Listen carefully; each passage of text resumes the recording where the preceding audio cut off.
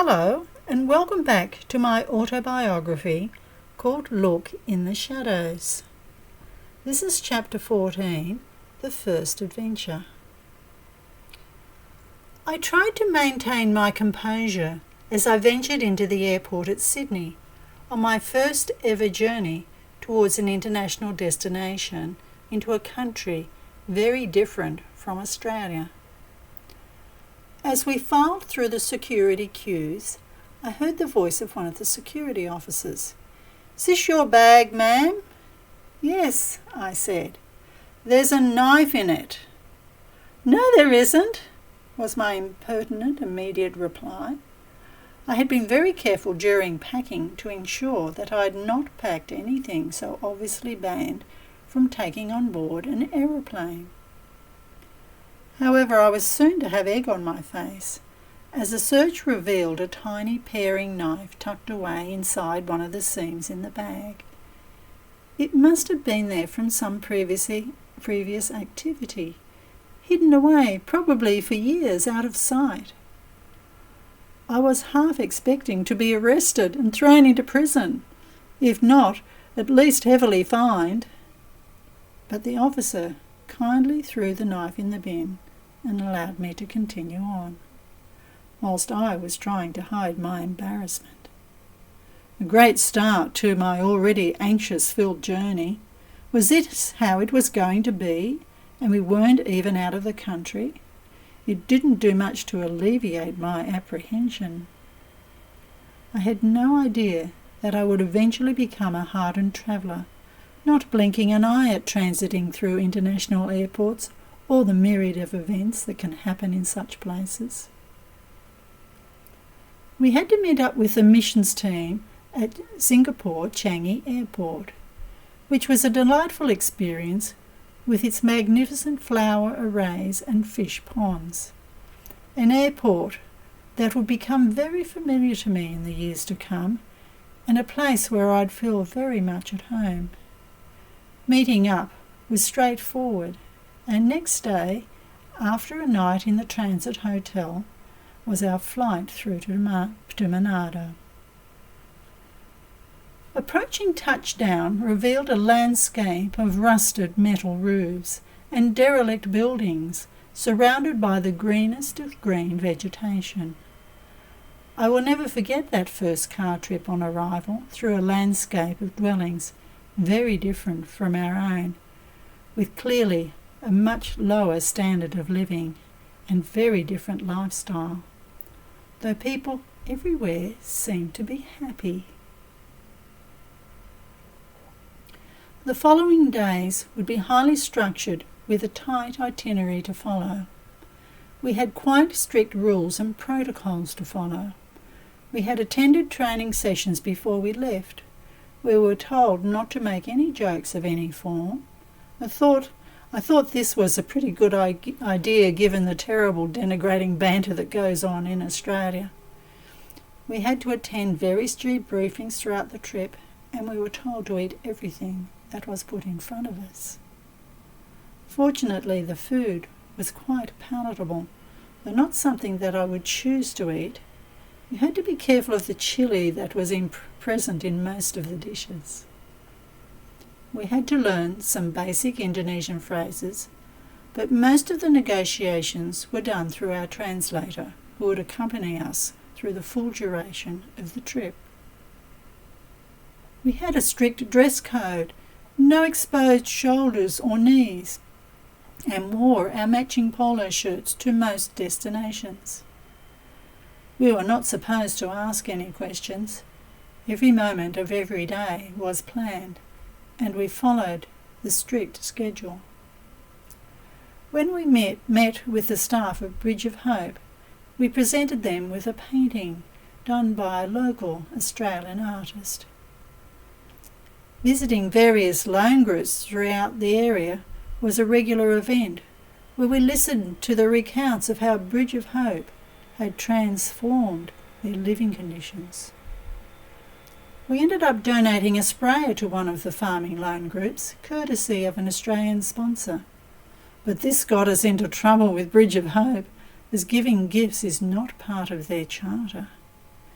it can cause problems when something is given to one group but not to the others. And their mode of operation is to help people to help themselves, not to hand out charity. It was a lesson well learned. However, wherever we went, there were always swarms of children. Children everywhere, always smiling and happy, excited to see us. Some wanted to touch our pointy noses, which were different to their more flat noses, and some just wanted to touch our coloured skin. They crossed busy roads without a second thought. Livelihoods were conducted in very different ways to Australia. The simplicity of selling food from a cart pushed by hand, a simple device called a kakilima, translated as 5 feet, usually a human having 2 feet and the cart having 3 wheels, and ice creams sold from a push bike, petrol sold in bottles on the side of the road. Shopping was very different, done in busy marketplaces with every manner of foodstuffs from dried fish to fresh produce, and always, as always, tons of chilies. And rice, of course. Some businesses were based exclusively upon coconut products. And what was weird was the selling of coffins and other funeral products openly in shops by the side of the road. We were transported in vehicles to each of the locations and drove past a huge monument to Jesus, built many years ago by a wealthy businessman, and now referred to as the Flying Jesus.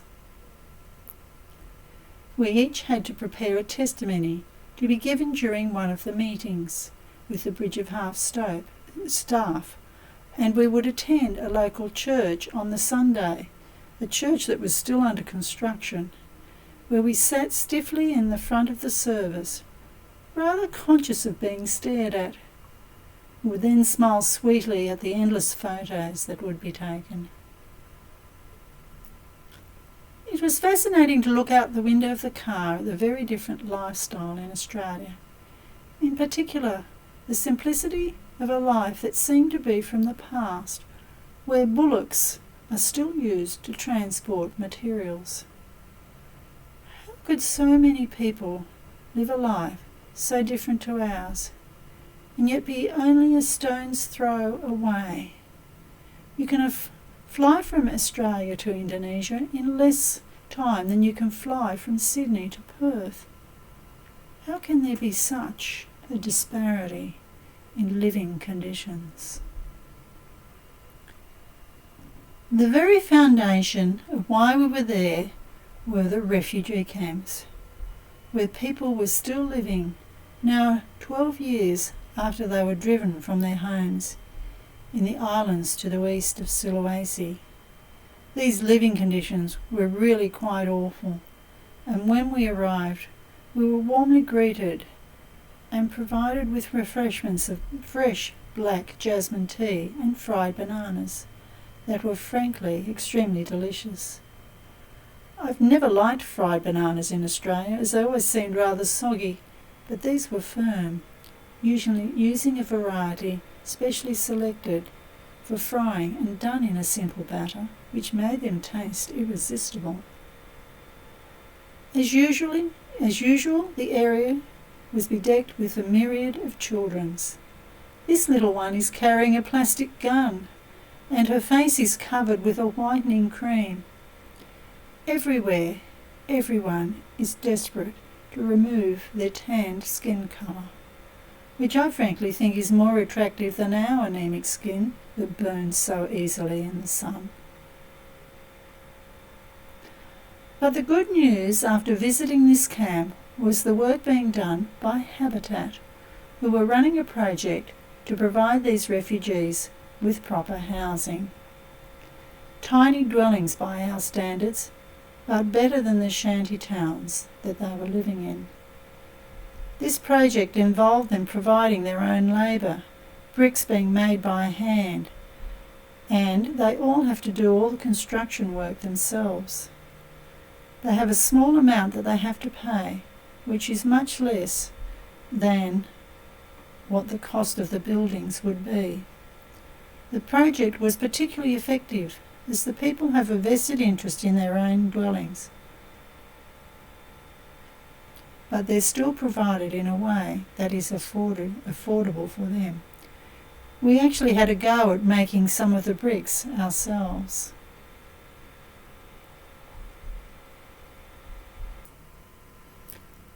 Probably the highlight of the trip was the visit to Metsara School. This was located up in the hills, a couple hours drive out of Manado. Along the way we went through the countryside of rice paddies and ancient towns with horses and carts being a common mode of transport. By contrast with the rest of Indonesia, this area is predominantly Christian. This was a display of churches that were all made by hand, just as a presentation. The story of the school is quite a remarkable one that has left a profound impact on my life. It is one of the best testaments of the work of God that I think I have ever come across. It was a vision of a man whom we called Om Ben, Om being the Indonesian word for uncle, and uncle is used as a sign of respect for an older person. Om Ben and his family owned a parcel of land, about 5 acres up in the hills, and they wanted to use it to build a school for underprivileged children. Many children living in the area were living in poverty or had inadequate family support. The idea was to build a living facility where the children were raised in the ways of God and properly educated so that they could become the country's next generation of leaders. They had a mere 1,500 equivalent in Australian dollars for the project, that being way below what would be needed to build such a facility. But they committed the project to God, believing that giving the little bit that they had would enable the project to proceed. Within a short time span, people from the local area started arriving, donating goods and services to build the school. It is an incredible place with pristine presentation and was completed from start to finish in just 6 months. It is mind-blowing what was achieved. When we were there were over 50 children being accommodated in the school, with it growing by about 20 each year as the children progressed up the grades in the school, with new children arriving into the kindergarten classes. Dave, Om Ben's nephew, is the principal of the school and runs the facility with the view that he never asks people for money. However, he has sponsors, mostly Indonesian, who provide regular support for the running of the school. If something is needed, he just believes God, and what they need seems to miraculously arrive just as it is needed. This picture you can see Om Ben and his wife on the left. We have the missions team in the middle with a couple of the Bridge of Hope staff, which are in the red shirts. And then on the right is Dave, who is the principal of the school. On a subsequent trip, I saw firsthand the way that God provided for this school, and I'll talk about that in a later chapter. This form of faith is what I've desired to use in my own ministry. This trip certainly took in many adventures. It included a day trip out to Lake Tondanau, where we ate fresh fish beside the shores of the lake. We also took a boat trip out to Bunaken for snorkelling over the coral. But the most confronting was a visit to Samombo Dump on the outskirts of Manado, where children collect recyclables from the rubbish dump each day instead of going to school. Bridge of Hope had set up a small room there where children could come at the end of the day at around 5 p.m. to receive some education. We visited this facility late in the evening. It was around dark by the time we got there, so we did not see the children on the dump. But they came to the classroom and we danced with them, sharing traditional and also Western-style dances. One of the older teenage girls had a very sad family background and had spent her entire life working on the dump. We were touched to see her smiling during the dancing. A little while after this time, she disappeared, with a promise of work in another location. But we suspect that she was smuggled into something less desirable. I tried to find her through our contacts in North Sulawesi, but to no avail. My heart breaks for how her life probably ended up. Our final pictures are of an Indonesian wedding that we saw near our hotel in Batam. This trip was the foundation stone upon which my work was forged. However, there were many more trips to North Sulawesi that I would like to talk about in the chapters to come.